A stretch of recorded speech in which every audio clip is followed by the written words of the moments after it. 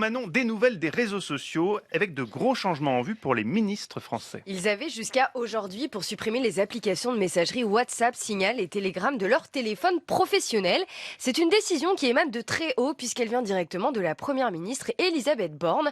La raison, les failles de sécurité de ces applications. Elisabeth Borne a donc demandé aux ministres et aux membres de cabinet de basculer sur une autre application de messagerie, une appli Made in France totalement inconnue du grand public qui s'appelle Olvid. Elle a été créée il y a 5 ans et elle a une particularité. Elle n'utilise pas notre numéro de téléphone, contrairement à toutes les messageries les plus utilisées dans le monde.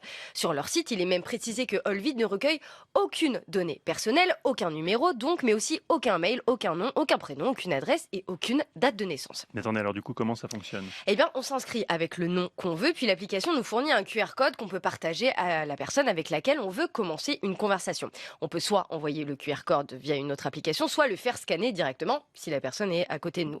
Une fois que c'est fait, on reçoit un code personnel qu'on transmet à l'autre personne et vice-versa. Et enfin, on peut discuter. Alors, ça paraît un peu long dit comme ça, mais on l'a fait hier avec Quentin. On a mis 3 heures, mais...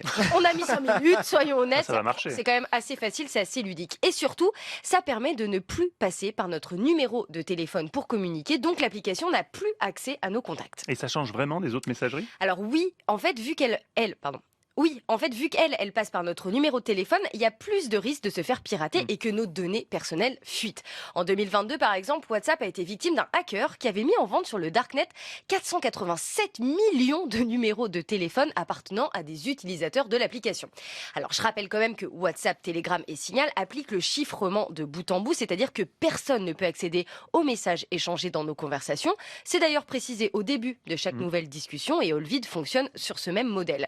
En ce qui concerne les fonctionnalités, rien de bien révolutionnaire. On reste sur une appli de messagerie basique. On peut faire des groupes, envoyer des photos, appeler et faire des vocaux. Mais c'est ce que vous disiez aussi, Manon, elle est assez confidentielle encore aujourd'hui. Oui, et d'ailleurs, selon son créateur, elle ne compte que 100 000 utilisateurs en France. À titre de comparaison, WhatsApp en compte 38 millions.